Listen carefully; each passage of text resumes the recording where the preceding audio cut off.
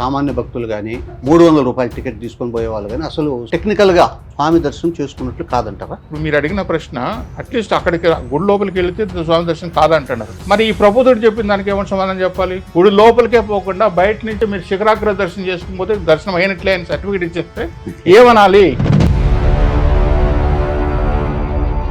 అధికారి పెత్తనం, అధికారి అతని ఆలోచనలో అతనికి ఏ విధంగా ఉంటే అతను అట్లా జరుగుతూ వచ్చింది. కానీ వెంకటేశ్వర స్వామి గుడి ఇంతవరకు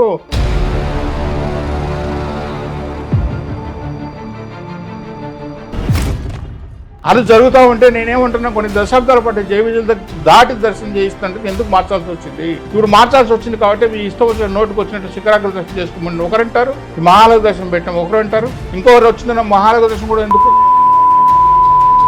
వెండి వాకల దగ్గర నుంచి కూడా దర్శనం చేసుకోవచ్చు, అక్కడి నుంచి కూడా వెంకటేశ్వరం కనిపిస్తాడు. ఇది కరెక్ట్ కాదు కదా. గుడికి సాంప్రదాయాలు ఉంటాయి కదా, మనం అది చేయాలి కదా.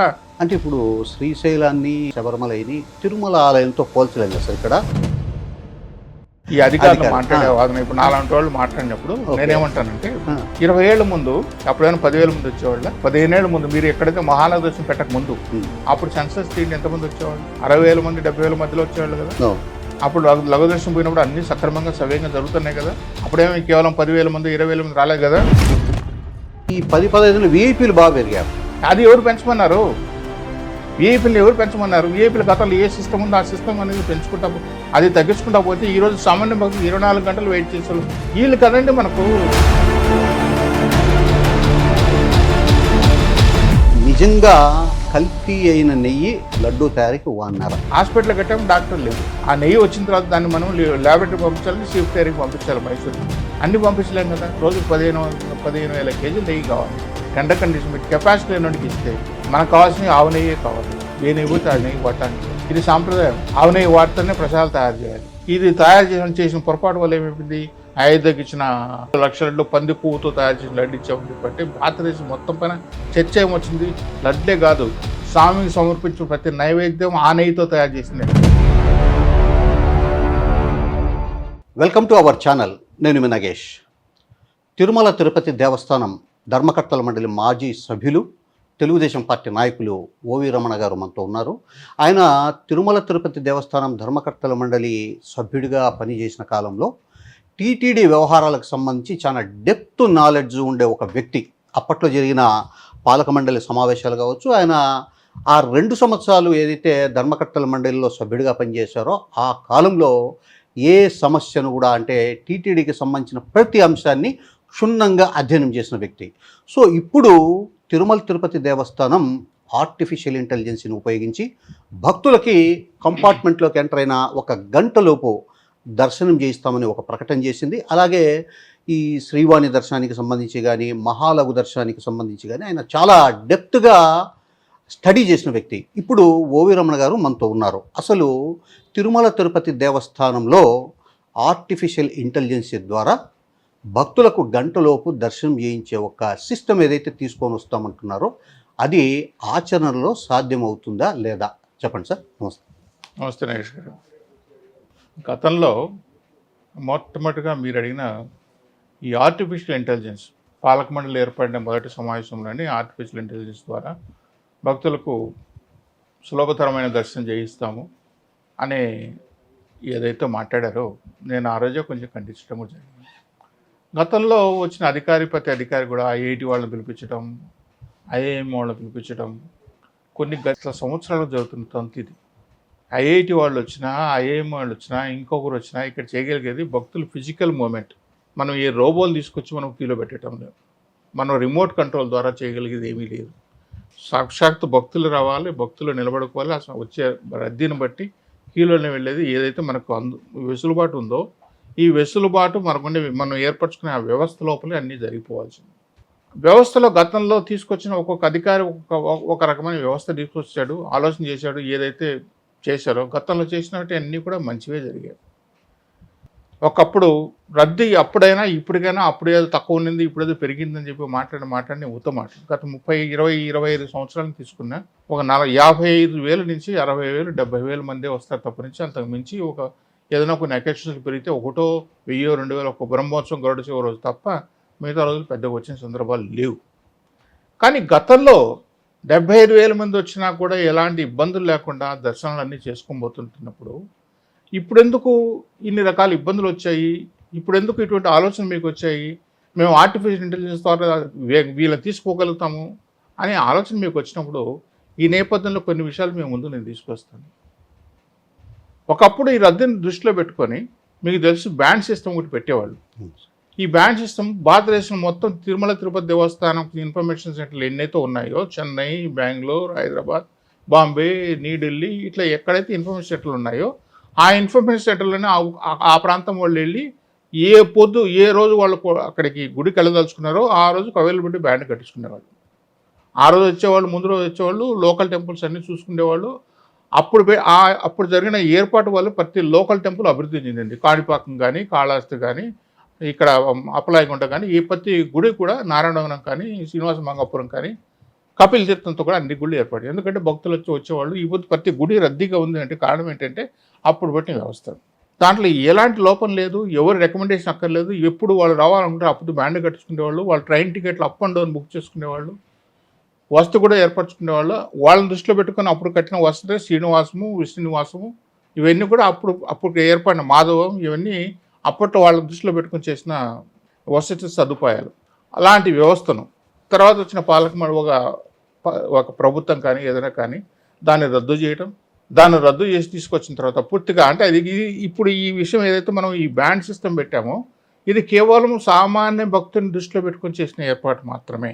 ఇక్కడ మనం ప్రతి ఒక్కరు మాట్లాడే మాట ఏంటంటే ఏ చైర్మన్ వచ్చినా, ఏ పాలక మండలి సభ్యుడు వచ్చినా, ఏ అధికారి వచ్చినా సామాన్య భక్తుడికి పెద్దపీట వేయటము, సామాన్య భక్తునికి ఆయన సంపూర్ణ ఆయన తృప్తిగా దర్శనం చేయించడమే బాధ్యత అని ఈ సూక్తులు, ఈ కబుర్లు ఇవన్నీ మాట్లాడటం తప్పనిచ్చి సామాన్య భక్తునికి శటగోపమే తప్పనిచ్చి మిగిలింది ఏమీ లేదు. ఆ శటగోపం కూడా ఇప్పుడు పెట్టడం లేదు సామాన్య భక్తుడికి. ఎందుకు పెట్టడం లేదంటే తర్వాత ఇన్ని వేల మంది వచ్చినా అప్పుడు వరకు ఏంటంటే రాములు వారి పడి దగ్గర నుంచి అంటే లఘు దర్శనం అనేది కొన్ని ఏళ్ల నుంచి లఘు దర్శనం ఏర్పాటు జరుగుతూనే వచ్చింది. ఈ లఘు దర్శనం వచ్చినప్పుడు ఏంటంటే ప్రతి ఒక్కళ్ళు అక్కడికి రాములు వారి పడి దగ్గర దర్శనం చేసుకున్నారు, క్షణకాలం పాటు దర్శనం అయ్యేది, వాళ్ళు తృప్తిగా వెళ్ళేవాళ్ళు. తర్వాత వచ్చిన అధికారి ఆయన L1, L2, L3 అని విఐపీల్లో 3 కేటగిరీలు చేసి విఐపీలోని వీళ్ళకి 3 కేటగిరీలు చేసిన తర్వాత ఒక డిమాండ్ క్రియేట్ చేసి ఆ డిమాండ్ వల్ల ఏమైపోయిందంటే రకరకాల పైరవీలు, రకరకాల బ్లాక్ మార్కెట్లు ఇవన్నీ వచ్చిన తర్వాత ఈ రద్దీ ఎక్కువ అవుతుందని చెప్పి ఏం చేశారంటే సామాన్య భక్తులు తీసుకొచ్చి లఘు దర్శనం పక్కన పెట్టి మహాలఘు దర్శనం అని చెప్పి పక్కన పెట్టేస్తారు.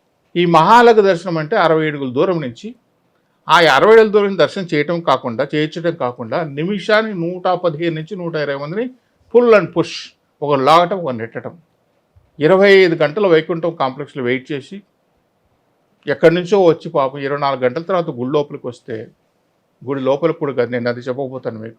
అక్కడికి వస్తే 60 అడుగుల దూరం నుంచి 115 మంది 120 మంది నిమిషానికంటే క్షణకాలం పాటు వృద్ధులు ఉంటారు, లగేజ్ పెట్టుకొని వస్తారు, నెత్తిన పిల్లల్ని పెట్టుకుంటారు, పిల్లలు తప్పిపోతారని ఒక బాధ, వృద్ధులు ఎక్కడ వాళ్ళు జారి పడిపోతారని బాధ, ఈ నెట్టించుకోవడం ఒక పక్క వాళ్ళు ఏం దర్శనం చేసుకుంటారంటే ఇది ఒక ఎత్తు అయితే ఇది ఒక మంచి ఇది ఒక దుర్మార్గమైన ఆలోచన అనేది పక్కన పెడితే అసలు ఈ భారతదేశంలో మన సాంప్రదాయం ప్రకారం కానీ ఇతిహాసాలు తీసుకున్నా, పురాణాలు తీసుకున్నా గుడి అంటే ఏంటి, గుడి ప్రాశస్త్యత ఏంటి, గుడి అనేది ఎక్కడి నుంచి స్టార్ట్ అవుతుంది. కొంచెం లోపలికి వెళితే ప్రతి గుడిలో కూడా ఏంటంటే మనం జై విజులు ఉంటారు. ఇక్కడ మనం జై విజులు అనేది వెంకటేశ్వర స్వామి దగ్గర ఉన్నారు, ప్రతి గుడిలో ద్వారపాలకులు ఉంటారు. ద్వారపాలకులను ఇక్కడ మనం జై విజులు అంటాం. జై విజులు అనే వాళ్ళు అంటే సైనికుల మాదిరిగా వాళ్ళు గుడికి దేవుడిని వాళ్ళు ద్వారపాలకులు మాదిరిగా ఉంటారు. వాళ్ళని దాటిన తర్వాత గుడి స్టార్ట్ అవుతుంది. గుడి అనేది ఎక్కడ స్టార్ట్ అవుతుంది అంటే ఇక్కడ తిరుమలకి వచ్చేతలకి గుడి ఆనంద నిలయం అంటారు. ఈ ఆనంద నిలయం ఎప్పుడు స్టార్ట్ అవుతుందంటే గుడి జై విజయులు దాటిన తర్వాత గుడి స్టార్ట్ అవుతుంది. అంటే ఇక్కడ ఒక చిన్న పాయింట్ సార్, అంటే జై విజయులను దాటుకొని పోతేనే తిరుమల ఆలయంలో గుళ్ళోకి పోయినట్లు అంటారు మీరు. అది గుడి ప్రవేశమే చేయకుండా గుడిలోకి పాదమే మోపించకుండా మనం జై విజయుల నుంచి యువతల నుంచి మనం వాళ్ళ 120 మందిని నెట్టేసి లాగేసి పంపిస్తుంటే మనం దర్శనం చేయించినట్లు మనం ఇన్ని ఏళ్ల నుంచి గత కొన్ని దశాబ్దాల పాటు లఘు దర్శనం చేయిస్తున్నామే. వాళ్ళకి ఎవరికి రాళ్ళన్న వచ్చినా తీసుకొచ్చే జై విజయులు మన హిందూ సాంప్రదాయం ప్రకారము ఏదైనా కూడా చేస్తే ఆ గుడి లోపలికి పోతేనే కదా. అంటే జై విజయులకు ముందు అసలు గుడి కాదంటారు, అంటే బంగారు వాకిలి మహద్వారం దాటుతానే గుళ్ళోకి అడుగు పెట్టినట్లు కదా. కాదంటారు. అది గుడి ప్రాకారం. ఒకప్పుడు మీరు తీసుకుంటే ఇవన్నీ ఎక్కడున్నాయి? వెంకటేశ్వర స్వామి గుడి ఒకటే ఉన్నింది, ఒక ఆనంద నిలయం ఒకటే ఉన్నింది. ధ్వజస్తంభం తర్వాత వచ్చింది, కరెక్టే, కృష్ణదేవరాయల పీరియడ్లో ఇవన్నీ ధ్వజస్తంభం తర్వాత వచ్చింది. ధ్వజస్తంభం తర్వాత వచ్చిన ముందర వచ్చిన వెండివాకల గోపురం తర్వాత వచ్చింది. వెండివాకల ముందర వచ్చిన గోపురం ఇప్పుడు ఏదైతే మహాద్వారం ఉంటుందో అవన్నీ తర్వాత వచ్చినాయి, ముందు లేవే. స్వయంభూ వెంకటేశ్వర స్వామి అనేది ఆనంద నిలయం ఒకటే ఉంది.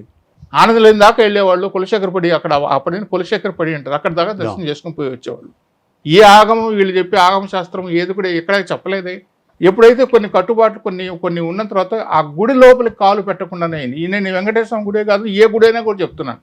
మీరు శబరిమలకి వెళ్ళి ఉంటారు, గురువాయూరికి వెళ్ళి ఉంటారు, లేకుంటే పళనిస్వామి గుడికి వెళ్ళి ఉంటారు. ఎక్కడైనా కానీ జేవీల తర్వాతనే గుడి స్టార్ట్ అవుతుంది, అక్కడికి పోయిన తర్వాతనే స్వామి దర్శనం అవుతుంది. అది మీరు అక్కడ వెళ్ళిన తర్వాత చివరికి వీఐపీ చివరికి వెళ్తాడు, వీఐపీ కానివాడైతే కొంచెం మధ్యలో లఘు దర్శనం పెడతాడు, లఘు దర్శనం చేసుకుంటాడు, కానీ దర్శనం అంటే అవుతుంది. గుడి లోపల పాదం పెడితేనే కదా, గుడి లోపల పాదం పెట్టుకుని మా ఇంట్లో కూడా వెంకటేశ్వర ఉన్నాడు కదా, ఇక్కడే కూడా నేను ఒప్పుకోవచ్చు కదా. ప్రతి ఊర్లో మీరు గుళ్ళు కట్టారు కదా, శ్రీవాణి స్కీములు పెట్టేసి, మరి అక్కడ ఎందుకు చేసుకోలేదు? ఆ గుడి ప్రాశస్త్యత ఇక్కడ ఉంది, ఈ క్షేత్ర ప్రభావం ఇక్కడ ఉంది కాబట్టి తిరుమలకు ఎన్ని వ్యయ ప్రయాసాలు కూర్చుకొని బాధపడి ఇన్ని రకాలకు బాధపడి వాళ్ళు వస్తూనే ఉన్నారు కదా, 70,000 80,000 మంది. మరి ఆ గుడి లోపలికి వాళ్ళు పాదం పెట్టకుండా మనం బయటకు పంపించడం న్యాయమా? ఇది ధర్మమా? ఏ గుడిని ప్రపంచ ప్రసిద్ధి కాంచిన ఈ గుడిలో ఏ గుడిలో చేయలేని వ్యవహారాలు మనం చేస్తూ దాని ఒత్తాసు పలుకుతూ ఇట్లాగే ఉన్నామే కొన్ని 10 ఏళ్ల నుంచి. కారణం ఏంటంటే ఒకే దౌర్భాగ్యం ఏంటంటే 30 ఏళ్లలో 3 జైవులు మారారండి. 30 ఏళ్ళు, ఒక జైవు 10 ఏళ్ళు. అంటే ప్రభుత్వాలకు తెలియదు, ఒక అధికారిని నేను 10 ఏళ్ళ పాటు ఇక్కడ పెడితే ఎందుకు పెడుతున్నాడు అతను? ఇంకెవరు ఐఏఎస్ ఆఫీసర్లు ఈ రాష్ట్రం కొరువు అయిపోయిందా, ఇదైపోయిందా, గొడ్డు పోయిందా? అంటే వాళ్ళు 30 ఏళ్ళ పాటు కేవలం 3 ఉన్నారు కాబట్టి వాళ్ళకు మనసులో ఏదో వస్తే అది తోచడం. వీఐపీలకు ప్రాధాన్యత ఇవ్వాలి, మనం పనులు జరగాలనే ఉద్దేశంతో ఏం చేశారు, వీఐపీ ప్రియారిటీ ఇచ్చుకొని సామాన్య భక్తులు ఇగ్నోర్ చేస్తూ వచ్చారు. అదే వ్యవస్థ ఇప్పటికీ ఉంటుంది. అంటే ఇప్పుడు సామాన్య భక్తులు కానీ 300 రూపాయల టికెట్ తీసుకొని పోయేవాళ్ళు కానీ అసలు టెక్నికల్గా స్వామి దర్శనం చేసుకున్నట్లు కాదంటారా? దూరం నుంచి, అంటే ఇప్పుడు బంగారు వాకిల్లోకి ఎంటర్ అయినప్పటి నుంచి ఆ ర్యాంపు మీద స్వామిని చూస్తూ పోతారు, మీరు చెప్పినట్లు 60 అడుగులు దూరం నుంచి చూసుకుంటారు, జేబీజల్ దగ్గర నుంచి టర్న్ అయిపోతారు. సో అది సాంకేతికంగా కానీ, అది నాకు కరెక్ట్గా సాంకేతిక అనాలనో శాస్త్ర ప్రకారం అనాలనో పురాణాల ప్రకారం అనాలనో, అంటే స్వామిని దర్శనం చేసుకున్నట్లు కాదా? ఈ ప్రశ్నకు నేను ఒక ప్రశ్న వస్తాను, మీరు సమాధానం చెప్పండి. ఒక అధికారి పనిచేశాడు, ఆ అధికారి ఏమని చెప్పాడంటే భక్తులకి మీడియా ద్వారా చెప్పిన మాట చెప్తున్నాను పబ్లిక్గా. బయట నుంచి శిఖరాగ్ర దర్శనం, స్వామి గోపురం దర్శనం చేసుకుంటే స్వామి దర్శనం అయినట్లేదు. అవును, అది చెప్పారు, అది కాంట్రవర్సీ. ఒక అధికారి చెప్పాడు, ఒక ముఖ్య చీఫ్ ఎగ్జిక్యూటివ్ ఆఫీసర్గా పనిచేసిన వ్యక్తి చెప్పాడు. అంటే మీరు అడిగిన ప్రశ్న, అట్లీస్ట్ అక్కడికి గుడి లోపలికి వెళితే స్వామి దర్శనం కాదంటున్నారు. మరి ఈ ప్రభుత్వుడు చెప్పిన దానికి ఏమైనా సమాధానం చెప్పాలి? గుడి లోపలికే పోకుండా బయట నుంచి మీరు శిఖరాగ్ర దర్శనం చేసుకుపోతే దర్శనం అయినట్లే అని సర్టిఫికేట్ ఇచ్చేస్తే ఏమనాలి? అధికారి పెత్తనం, అధికారి అతని ఆలోచనలో అతనికి ఏ విధంగా ఉంటే అట్లా జరుగుతూ వచ్చింది. కానీ వెంకటేశ్వర స్వామి గుడి ఇంతవరకు యాక్చువల్ ఇక్కడ సంప్రదాయం ప్రకారం ఆచార ప్రకారం ఈ విధంగా చేయాలని ఎక్కడైనా ఉంది, ఇక్కడ జరుగుతూ ఉందా? అది జరుగుతూ ఉంటే నేనేమంటున్నా, కొన్ని దశాబ్దాల పాటు జైవిజుల దాటి దర్శనం చేయిస్తుంటే ఎందుకు మార్చాల్సి వచ్చింది? ఇప్పుడు మార్చాల్సి వచ్చింది కాబట్టి మీ ఇష్టం వచ్చిన నోటుకు వచ్చినట్టు శిఖరాగ్ర దర్శనం చేసుకోమని ఒకరంటారు, ఈ మహాలయ దర్శనం పెట్టాము ఒకరు అంటారు, ఇంకొకరు వచ్చిందన్న మహాలయ దర్శనం కూడా ఎందుకో దూరం పెట్టేస్తాము, ఆ గ్రిల్లన్నీ తీసేస్తే వెండివాకల దగ్గర నుంచి కూడా దర్శనం చేసుకోవచ్చు, అక్కడి నుంచి కూడా వెంకటేశ్వరం కనిపిస్తాడు, గ్రిల్లన్నీ తీసేస్తే 60 అడుగులు 90 అడుగులు అవుతుంది. ఇది కరెక్ట్ కాదు కదా. గుడికి సాంప్రదాయాలు ఉంటాయి కదా, మనం అది చేయాలి కదా. ఈ పొద్దు ఇంకోటి తమాషా విషయము, ఈరోజు పేపర్లో, నిన్న పేపర్లో, మొన్న పేపర్లో వచ్చగా చూస్తే దర్శనానికి 3 గంటలు 4 గంటలు 5 గంటలు పడుతుందంటే అంత తక్కువ మంది భక్తులు వస్తున్నా కూడా, ఇంత తక్కువ మంది భక్తులు వచ్చినప్పుడు కూడా మహాలయ దర్శనం పెడితే వాళ్ళని ఇంకా నెట్టేస్తుంటే ఇది అధికారేనా? ఒక అధికారికి ఉండే నీకు కనీసం ఆలోచన, దర్శనం రష్ కూడా లేదు కదా, వాళ్ళకి లఘు దర్శనం చేద్దామని ఆలోచన మీకు ఎందుకు రాదు? అంత పాపం చేసేవాళ్ళు వస్తారా సామాన్య భక్తులకు? వాళ్ళంతా అంత పాపులా? సామాన్యంగా దర్శనం చేసుకుని 24 గంటలు పడి సచ్చి వాళ్ళు ఎక్కడెక్కడి నుంచి బాధలు పడతా ఉంటే వాళ్ళు ఒక్కొక్కసారి రష్ లేనప్పుడు కూడా మహాలయ దర్శనం చేయించడం ఏంటంటే, రష్ లేనప్పుడు కానీ లఘు దర్శనం చేయించే. ఇప్పుడు మీరు చూస్తున్నారు కదా, ఈరోజు 5 గంటలు, నిన్న 4 గంటలు, ఈ విధంగా రష్ లేనప్పుడు కూడా మహాలయ దర్శనం. అంటే ఒక ఆలోచన, ఒక గీత గీసుకొని ఈ గీతకు మనం కట్టుబడి ఉండాలంటే ఇది ఇక్కడి నుంచే అనేది ఒక ఫిక్స్ అయిపోయింది. అక్కడ ఫిక్స్ అయిపోతే ఇది సాంప్రదాయం కాదు. నేనేమంటే గుడి ఎక్కడైతే స్టార్ట్ అవుతుందో అక్కడి నుంచి మీరు పెట్టాలి. ఇప్పుడు మనకు మొదటి నుంచి కొన్ని సాంప్రదాయాలు, కొన్ని కట్టుబాట్లు, కొన్ని నియమాలు ఉన్నాయి. వెంకటేశ్వర స్వామి గుడికి ఇక్కడ కళ్యాణోత్సవం అంటే స్వామికి మనం స్వామి ఉత్తర భాగంలో కళ్యాణ మంటపం ఉంది, అక్కడ కళ్యాణోత్సవం చేస్తాము. ఆ విగ్రహాలు స్వామి స్వామి సన్నిధిలోంచి విగ్రహాలు తీసుకెళ్తారు, ఆ విగ్రహాలు తీసుకొని కళ్యాణం చేసి మళ్ళీ తీసుకొచ్చి పెడతాం. ఇదే కదా మన సాంప్రదాయం. మన సాంప్రదాయాలు మార్చడం లేదు కదా. ఇప్పుడు ఏ సేవ చేసినా కూడా స్వామి జై విజయుల తర్వాత మనం అక్కడ స్వామికి సేవ చేస్తాం. జై విజయులు దాటిన తర్వాత మనం అన్ని పూజలు అవన్నీ చేస్తాం. అర్చన కానీ తోమాలు కానీ అవన్నీ కూడా అక్కడి నుంచి చేస్తాం. మనం వేరేటి ఏం చేయం కదా. మరి మామూలు భక్తుడికి వచ్చే మహాలయ దర్శనం తీసుకొచ్చి పెట్టి వీపులు పెట్టి మహాలయ దర్శనం, వీళ్ళు మనుషులే కదా. 10,500 రూపాయలు టికెట్ కొట్టినాడు మాత్రం అక్కడ దాకా తీసుకెళ్తానని చెప్పంటే మరి ఎందుకు అతను భక్తుడు ఇతను భక్తుడు కాదా? వీళ్ళకి పెట్టాల్సిన ఈ గీత దర్శనం అనేది ఇప్పుడు మీరు మరి చూసారా లేదో, శబరిమలకి ఇక్కడ మనం గొప్పగా చెప్తున్నాం 70,000 మంది ఇక్కడికి వస్తున్నారని. 3,75,000 మంది ఒక్క శివరాత్రి రోజు శ్రీశైలానికి వస్తే ఒకే రోజు 3,75,000 మంది తీసుకొస్తే ఏమైనా చిన్న తొక్కిసినట్టు లేకుండా ఆ క్యూ లైన్ మెయింటైన్ చేసి దర్శనం చేయించగలిగదా? ఏమైనా మార్పులు చేర్పులు చేశారా? శబరిమల సంవత్సరానికి 3 కోట్ల మంది 4 కోట్లు వెళ్తారు. మనకంటే ఎక్కువ జనం భక్తులు అక్కడికి వెళ్తారు. వాళ్ళు ఏం మార్పులు తీసుకొచ్చారో తెలుసా? ఇప్పుడు వంతెన కూడా తీసేసి ఏవైతే స్టెప్స్ ఉన్నాయో ఏవైతే ఉన్నాయో ఆ పడిలు దాటిన తర్వాత, ఎందుకంటే వాళ్ళు పాపం ఇరుముడు కట్టుకొని వస్తారు, వాళ్ళకి దర్శనం భాగ్యం కల్పించాలని చెప్పి స్ట్రైట్ గా స్వామి దగ్గర తీసుకొచ్చారు కదా. ఇలాంటి రిఫార్మ్స్ తీసుకొచ్చి వాళ్ళకు ఉద్దేశం ఏంది, వాళ్ళకి వచ్చిన వాళ్ళకి దర్శనం కల్పించాలి, మంచి దర్శనం అని అందరూ ఆలోచన చేస్తున్నప్పుడు మనము ఉన్న దర్శనాన్ని తీసేసి మహాలయ దర్శనం పెట్టడానికి ఎంతవరకు కరెక్ట్ అండి ఇది? అంటే ఇప్పుడు శ్రీశైలాన్ని ఆ తర్వాత శబరిమలని తిరుమల ఆలయంతో పోల్చలేం కదా సార్. ఇక్కడ రోజుకి మీరు చెప్పినట్లు మ్యాక్సిమం 75,000 మంది మాత్రం దర్శనం చేసుకునే అవకాశం ఉంది. మ్యాక్సిమం కోడ మీద వీళ్ళు దర్శనం చేసుకునే వాళ్ళు కాకుండా ఇంకొక 20,000-25,000 మంది దర్శనం కోసం వేచి చూసేవాళ్ళు ఉంటారు. సో ఇప్పుడు మహాలగు కాకుండా అందరినీ లఘులో పంపిస్తే రోజుకి 40,000-50,000 మంది కంటే ఎక్కువ దర్శనం చేసుకునే అవకాశం లేదు కదా. అప్పుడు ఎవరైతే దర్శనానికి వెయిట్ చేస్తున్నారో వాళ్ళకి ఇంకా నెక్స్ట్ డే ఉండాల్సిన అవసరం వస్తుంది కదా. మరి ఈ వాదన వాళ్ళది, ఎవరిది? ఈ అధికారులు మాట్లాడే వాదన. ఇప్పుడు నాలాంటి వాళ్ళు మాట్లాడినప్పుడు నేనేమంటానంటే 20 ఏళ్ల ముందు అప్పుడైనా 10,000 మంది వచ్చేవాళ్ళ? లేదు. 15 ఏళ్ల ముందు తీసుకుందాం. 15 ఏళ్ల ముందు మీరు ఎక్కడైతే మహాలయ దర్శనం పెట్టక ముందు అప్పుడు సెన్సస్ తీయండి, ఎంతమంది వచ్చేవాళ్ళు? 60,000 మంది 70,000 మధ్యలో వచ్చేవాళ్ళు కదా. అప్పుడు లఘు దర్శనం పోయినప్పుడు అన్నీ సక్రమంగా సవ్యంగా జరుగుతున్నాయి కదా. అప్పుడేమో కేవలం 10,000 మంది 20,000 మంది రాలేదు కదా. అప్పుడు కూడా 70,000 మందో 65,000 మందో 80 మంది వచ్చేవాళ్ళు. అప్పుడు ఎన్ని బ్రేక్ ఇస్తా ఉన్నారండి? 2,000 మంది బ్రేక్ ఇస్తే గొప్ప. ఇప్పుడు ఎన్ని వేలు బ్రేక్ ఇస్తున్నారు? 6,000, 7,000 వాళ్ళు ఇష్టానుసారం, దానికి లెక్క పక్క లేదు. ఎవరైనా వాళ్ళు సమాధానం చెప్పారు. శ్రీవాణి స్కీమ్ అని పెట్టారు, దాంట్లో మళ్ళీ ఇంకో ఆయన L1 అని చెప్పి L2 అని చెప్పి L3 అని పెట్టాడు, ఇప్పుడు వచ్చి ఆయన ప్రోటోకాల్ అని పెట్టాడు, నో వెయిటింగ్ అని పెట్టాడు, ఏమో ఆ పేర్లు రకరకాలు పెట్టారు. అంటే మీరు ఏం చేస్తారు? మీరు షాక్ ఏం చూపిస్తున్నారు?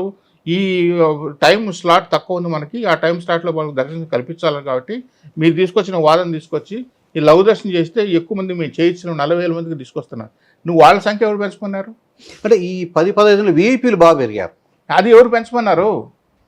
వీఐపీలు ఎవరు పెంచమన్నారు? వీఐపీల గతంలో ఏ సిస్టమ్ ఉందో ఆ సిస్టమ్ అనేది పెంచుకుంటా, అది తగ్గించుకుంటా పోతే ఈరోజు సామాన్య భక్తులు 24 గంటలు వెయిట్ చేసేవాళ్ళు. వీళ్ళు కదండి మనకు ఇంపార్టెన్సు. వీళ్ళు కదా మీరు చెప్పిన మాటలు మేము సామాన్య భక్తులు దర్శనం కల్పిస్తామని చెప్పి మీరు అన్ని మాటలు ముఖ్యమంత్రుల దగ్గర నుంచి కింది స్థాయి వరకు అందరూ మాట్లాడేది వీళ్ళ గురించే కదా. మరి వీళ్ళకి ప్రియారిటీ లేకుండా వీళ్ళని మనం వీళ్ళేదో మనకు అంటరాని వాళ్ళు మారుగా తీసి వాళ్ళకు లాగటం నెట్టడం చేస్తా కూర్చుంటే మనసుకు బాధ అనిపించదా? కింద పడిపోతుంటే పిల్లల్ని తీసుకోలేక ఎందుకు రావు స్వామి దర్శనానికి వచ్చినామని చెప్పి మనం రకరకాల స్టేట్మెంట్లు ఇచ్చి మనం శిఖరాఖర దర్శనం చేసుకోవచ్చు, ఇట్లా పోవచ్చు అట్లా పోవచ్చు అని మాట్లాడటం కరెక్ట్ కాదు. రెండోది, గతంలో ఏముందంటే ఇవన్నీ ఉన్నప్పుడు ఒక పద్ధతి స్ట్రీమ్ లైన్ చేసేవాడు. సాయంత్రం పూట నైవేద్య సమయంలో సాయంత్రం నైవేద్యం పెట్టేవాడు వీపీ బ్రేక్ ఇచ్చేవాడు. సాయంత్రం పూట కొన్ని దశాబ్దాల నుంచి అదే జరుగుతుంది. ఉదయం అర్చనానంత దర్శనం అనేది అప్పుడు పివి రమేష్ పెట్టాడు, బాగానే సక్సెస్ అయింది. అర్చనానంత దర్శనం ఫ్రీ, ఎవరైనా తీసుకోవచ్చు, 200 రూపాయలు కడితే అక్కడ ముందు వారికి వెళ్ళొచ్చు. కొంతమంది వీఐపీలు వస్తే వాళ్ళలో కూడా ముందు వెళ్ళి వాళ్ళ దర్శనం ఏమన్నా ప్రోటోకాల్ ఉండే వాళ్ళకి హారతి ఇచ్చి చేయడం. తర్వాత ఇంకెవరన్నా వీఐపీలు వస్తే కళ్యాణోత్సవం జరిగేటప్పుడు వాళ్ళతో పాటు కలిపి పంపించేవాళ్ళు. ఇలా కొన్ని ఫెసిలిటీస్ ఉన్నాయి. కళ్యాణం బ్రేక్ అనేవాళ్ళు, ఉదయం విఐడి బ్రేక్ అనేవాళ్ళు, సాయంత్రం ఎస్డీ సేవ జరుగుతుంది, సహస్ర దీపాలంకరణ సేవ, ఆ వాళ్ళ లైన్లో కొంతమంది కలుపుతారు, డైరెక్ట్గా వెళ్ళిపోవచ్చు. ఇక్కడ బేసికల్గా ఏంటంటే వెంకటేశ్వర స్వామి దగ్గర నడిచేదంతా ఏమంటే అధికారులకు కానీ భక్తులకు కానీ వచ్చే వాళ్ళకు అహం యుగో, అది ఆయన ఆ స్థల ప్రభావం. వెంకటేశ్వర దగ్గరికి వస్తే నాకు ఏదో సరిగ్గా జరగలేదే, నాకు పట్టించుకోలేదే, నన్ను చూడలేదే, నాకు ఆర్తి ఇవ్వలేదే, నాకు ఇది పెట్టలేదే, దాన్ని కరెక్ట్గా మలుచుకునే వాళ్ళు అధికారులు, వాళ్ళ అవసరాలకు మలుచుకుంటారు. ఆ చేసి బలైన వాళ్ళు కామన్ భక్తులు. దాన్ని ఇంతకుముందు గతంలో ఉండే వాళ్ళకి ఎప్పటికి వచ్చినట్టు అట్లా పంపిస్తున్నారు కాబట్టి ఇప్పుడు పరిస్థితి ఎట్లా అయిపోయిందంటేనండి, ఉదయం లెటర్ ఇస్తే రేపు దర్శనానికి కావాలంటే ఇవాళ ఉదయం లెటర్ ఇవ్వాలి, సాయంత్రం 10 గంటల వాడు పడికాపులు కాచుకోవాలి. ఇస్తాడో లేదో తెలియదు, ఇవ్వదో తెలియదు. ఎందుకు ఈ వ్యవస్థ ఇంత తయారైంది? దర్శనానికి వచ్చిన తర్వాత దాన్ని కొన్ని స్ట్రీమ్లైన్ చేసి పద్ధతులు తీసుకొచ్చి వాళ్ళకి ఫస్ట్ ప్రియారిటీ ఇచ్చేసి విఏపీలు ఎవరు మీకెవరు చెప్పారు? కోటా నీకు బోర్డు మెంబర్కి అయితే 2, ఆయనకైతే 3, లోకల్ ఎమ్మెల్యేకి అయితే ఈయన, తెలంగాణ ఎమ్మెల్యేకి అయితే అయినా, కర్ణాటక ఆయనకైతే మీరు, ఇవన్నీ ఇవ్వడానికా? ఇంకా రేపు అన్నీ ఇచ్చుకుంటూ పోతాను, దేశం అంతా ఇచ్చుకుంటూ పోతాను. ఇంకా సామాన్య భక్తుడు ఈరోజు మీరు 40,000 మంది, 50,000 మంది, 60,000 మహాలాగు పెడతారు. రేపు సామాన్య భక్తులకు అది కూడా 30 గంటల ఏది, రేపు 60 గంటలు అవుతుంది. సార్ ఇప్పుడు చాలా టెంపుల్స్లో ఈ విఐపి బ్రేకు ఇవన్నీ దర్శనాలు అయితే లేవు. ఒకవేళ విఐపి వచ్చినా కూడా సైడ్ నుంచి తీసుకుపోయి కామన్ లైన్లో కలిపేసి అది 1 నిమిషం దర్శనం చేయించి పంపించేస్తారు. సో తిరుమలలో ఆ రకంగా ఎందుకు రిఫార్మ్ తీసుకురాకూడదు? అది నిజంగా రిఫార్మ్స్ అంటే అదే కదా. అంటే అది ఏ గవర్నమెంట్ అన్నా ఉంది, తెలుగుదేశం ఉంది, వైఎస్ఆర్సీపీ ఉంది, రేపు బీజేపీ ఉంది, ఎవరన్నా ఉంది. నిజంగా రిఫార్మ్స్ అంటే అవే కదా. ఆ దిశగా ఎందుకు ఆలోచించడం లేదు? ఇది ఆలోచన చేయాలంటే వచ్చిన ఏర్పడిన ప్రభుత్వాలు ఆలోచన చేయాలి. దీనికి ముందే మీకు చెప్పాను, కేవలం 3 అధికారులు 30 ఏళ్ళు ఉన్నారు. 3 అధికారులు అంటే ఒక 10 మంది ఈఓలు మారింటారు, 10 బోర్డులు మారింటాయి. కానీ 3 జేఈఓలు మాత్రం కొండపైన స్టేషన్ వాళ్ళు 30 ఏళ్ళు పరిపాలించారు. బహుశా సామ్రాజ్యాలు రాజులు కూడా అంత 10 ఏళ్ల పాటు 1-2 ప్రభుత్వాలు ఉన్నాయి, కానీ ఓ జేఈఓలు ఉన్నారు. ఎందుకున్నారు?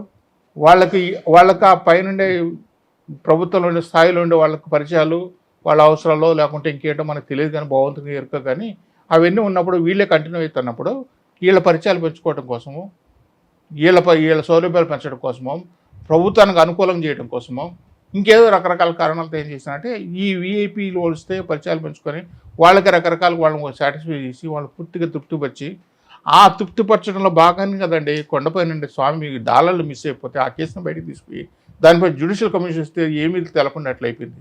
డాలర్స్ ఎట్లా మిస్ అయినాయి? 10 గ్రాముల డాలర్లు, 100 డాలర్లు స్వామి సన్నిధిలో ఉండే డాలర్స్ ఎట్లా మిస్ అయినాయి? అదే కదా నేను అప్పుడు బయటకు తీసింది. ఈ డాలర్స్ ఎట్లా మిస్ అయినాయి అంటే వచ్చిన వాడిని ఎంత ప్లీజ్ చేయడం కోసం, మన అవసరం కోసం వాడిని ప్లీజ్ చేయడం కోసం మనం అన్నీ ఇచ్చాం. లడ్లు ఇస్తాం, పట్టు వస్త్రాలు ఇస్తాం, వాళ్ళకి అన్నీ కలుపుతాం. ప్లీజ్ అయితే డాలర్లు కూడా ఇస్తాం. అట్లా వెళ్ళిపోయిన డాలర్సే, అక్కడ ఎవరు అమ్ముకునేది కాదు. ఇట్లా వాళ్ళు ప్లీజ్ చేయడం కోసం ఇచ్చిన డాలర్ల తర్వాత అకౌంట్లో చెక్ చేసిన ఫిజికల్ స్టాక్, బుక్ స్టాక్ ఎందుకు టాలీ కాదని బయటకు తీసుకొస్తే అప్పుడు పెద్ద సంచేష్టం అయిపోయింది. అది 100 డాలర్లు మిస్ అయిపోయినాయి, 10 గ్రాముల డాలర్లు. మీకు తెలుసు మీరు అప్పుడు. ఇలాగా అంటే ఇక్కడికి వచ్చేదానికి అవతల వాళ్ళని ప్లీజ్ చేయడం కోసం మనం ఉన్నాం. ఈరోజు ఒక ఐఏఎస్ అధికారి ఈ పొద్దు పోయి చూడండి, ఆ గుడిలో ఇప్పుడు విఐపీ వాళ్ళు వచ్చినప్పుడు మాత్రం అక్కడ నిల్చుంటాడు, కట్టంది తప్ప నుంచి మిగతా పని ఏం లేదు. వాళ్ళు అయిపోగానే బయటకు వచ్చేస్తాడు. ఏ అధికారైనా సామాన్య భక్తుడు పొద్దు నుంచి సాయంత్రం వరకు కీలో పోతాడు కదా, వాడు ఉన్నాడా, ఆయన దర్శనమైందా లేదా, వాళ్ళకి ఎట్లా చేస్తారని చెప్పి నిలబడతాడండి. విఐపీని అరగంట సేపు లోపల గుళ్ళో నిలబడుకుంటారు, మిగతా వాళ్ళు అసలు కనిపించరు. ఇప్పుడు ఆర్టిఫిషియల్ ఇంటెలిజెన్స్ అని వీళ్ళు చెప్పిన ఆలోచనతోనే కదా నిన్న నిన్న వైకుంఠ ఏకాదశి జరిగిన తర్వాత అది ఎటువంటి ఆలోచన అంటే సంవత్సరానికి ఒక్కసారి ఏకాదశి వస్తుంది. ఆ ఏకాదశిని వైకుంఠ ఏకాదశి అంటాం. వైకుంఠ ఏకాదశి రోజు మనం స్వామి ఉత్తర ద్వారం తెరుస్తాం. ఆ ఉత్తర ద్వారంలో స్వామి ఆనందంలో చుట్టూ ప్రదర్శన చేసుకోవచ్చు. ఆనందంలో నిజస్వరూపం ఎందుకంటే రాతితో కట్టిన దాన్ని చూడొచ్చు మనం కింద భాగం వరకు, బంగారు పుస్తకం అని చెప్పి వైకుంఠ ద్వారంలో వెళ్తారు. సరే పక్క రోజు ఎంప్లాయీస్ కూడా అవకాశం ఇవ్వాలని చెప్పి కొన్ని ఏళ్ల తర్వాత ద్వాదశి రోజు పెట్టారు.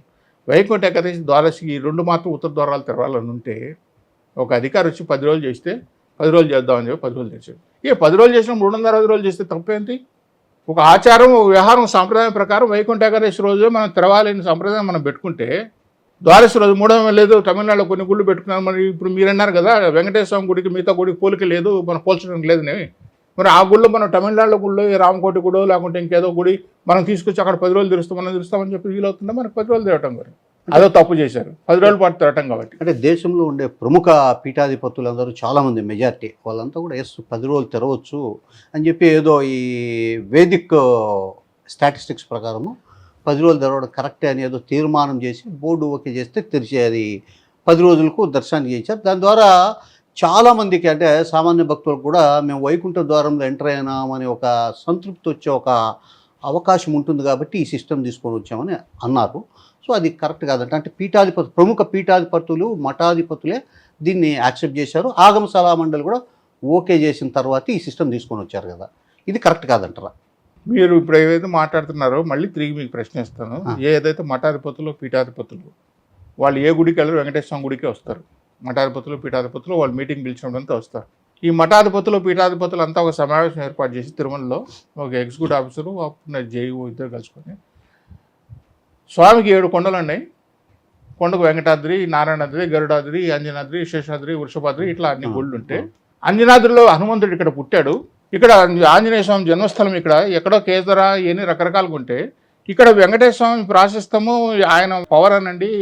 ఆయన నమ్ముకొని వచ్చిన వాళ్ళు తిరిగి మళ్ళీ వస్తా అంటే ఆయన ప్రభావం అక్కడ ఉంది కాబట్టి ఆ భగవంతుడి దగ్గరికి వెళితే నేను నీలాలు ఇప్పిస్తే 7 కొండలు ఎక్కి నడిచిపోతే నా కోరికలు తీరుతాయి, నా బాధలు తీరుతాయని మొక్కుబడిగా ఇక్కడ ఈయన వైభవం విరుగుతుంటే ఈ దేశంలో ఎక్కడ కానీ ఒక గుడికి పోటీ పెట్టిన గుడి ఇంకోటి లేనే లేదు, ఇంతవరకు లేనే లేదు. అటువంటి దుర్మార్గమైన ఆలోచన వీళ్ళకి వస్తే ఈ మఠాధిపతులు పీఠాధిపతులు ఇక్కడ సమావేశం పెట్టి అవును అంజనాద్రిలో వెంకటేశ్వర స్వామి పుట్టినాడు మనం పెట్టుకోవచ్చు అని వీళ్ళు బర్త్ సర్టిఫికేట్ ఇస్తే దానిపై 120 కోట్లు ఖర్చు పెట్టి అన్ని తీసుకొచ్చి పెట్టారే. ఇక్కడ తీసుకొచ్చి పోటీ దేవుడిని తీసుకొచ్చి పెడతామని ఆలోచన రావడం ఈ మఠాధిపతులు చెప్పిన సర్టిఫికేట్ కదా. ఆ మఠాధిపతులు చెప్పిన బోర్డులో తీర్మానం చేశారు కదా. ఇప్పుడు ఏమైంది? అది పెట్టగలిగారా? ఆ వెంకటేశ్వర స్వామి ఉన్నాడు కాబట్టి ఆయన పవర్ చూపించి ఆయన స్థానంలో ఆయనే పెట్టాడు. మరి ఇట్లాగే ఎవరికైనా సుబ్రహ్మణ్యంలో కానీ లేకుంటే ఇంకేదైనా తమిళనాడు గుళ్ళు కానీ కర్ణాటకలో గుళ్ళు కానీ ఏ గుళ్ళో ఎవరికైనా ఆలోచన వచ్చిందండి? దాని మూలకారం ఈ మఠాధిపతులు పీఠాధిపతులే కదా. ఈ మఠాధిపతులు పీఠాధిపతుల గురించి నేను మాట్లాడుతున్నాను. స్వామికి బ్రహ్మోత్సవాలు సంవత్సరానికి ఒకసారి వస్తాయి, బ్రహ్మోత్సవాలు ఒకసారి వస్తాయి, లేదంటే 2 సార్లు 2 ఏళ్ళకి ఒకసారి 2 సార్లు బ్రహ్మోత్సవాలు వస్తాయి. అధిక మాసం వచ్చినప్పుడు అప్పుడు వస్తాయి బ్రహ్మోత్సవాలు వస్తాయి. ఆ బ్రహ్మోత్సవాలు అత్యంత ప్రాధాన్యం ఇంపార్టెంట్ రోజు గరుడ సేవ. గరుడ సేవ అనేది బ్రహ్మోత్సవాల్లో మొత్తం అతి ముఖ్యమైన రోజు. గరుడ సేవ కొన్ని లక్షల మంది వస్తారు. ఆ గరుడ సేవ రోజు స్వామిని దర్శనం చేసుకుంటే సాక్షాత్ వెంకటేశ్వర స్వామిని దర్శనం చేసుకునేట్లని ఇది ఒక నానుడి చరిత్ర అనుభవం లేకుంటే విశ్వాసం ఏదైనా కానీ ఆ గరుడ సేవ నెలకోసారైనా పెట్టచ్చు అని చెప్పేసి ఈ మఠాధిపతులు పోయి మహానుభావులు తీర్మానం చేసి ఈ రోజు కూడా నెలకో గరుడ సేవ చేయాలి. నెలకోసారి గరుడ సేవ చేసినప్పుడు ప్రతి నెల బ్రహ్మోత్సవం చేసి తప్పేంటి? అంటే మీకు అనుకూలంగా మీకు ఏది వస్తే చెప్పడం అంటే ఇప్పుడు ప్రతి నెల కూడా మనకు మాస శివరాత్రి వస్తుందండి.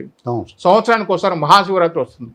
ఈ రోజు కూడా నిన్న జరిగిన శివరాత్రి గుళ్ళు ఈ దేశంలో ఉండే అన్ని గుళ్ళు కూడా మహాశివరాత్రి రోజే ఆ స్వామికి శివునికి అభిషేకం చేస్తారు, ఉత్సవాలు చేస్తారు. ప్రతి నెల కూడా మాస శివరాత్రి జరుగుతుందని అక్కడ ఏమైనా అభిషేకాలు చేస్తారా? మరి ఈ దరిద్రం మనకెందుకండి? ఇక్కడ తీసుకొచ్చుకుని ప్రతి నెల గరుడ సేవ పెట్టచ్చు అని చెప్పి వీళ్ళు సలహాలు ఇవ్వడం. ప్రతి నెల ఈ వాటికి కూడా పౌర్ణమి రోజు గరుడ సేవ జరుగుతుంది ప్రతి నెల.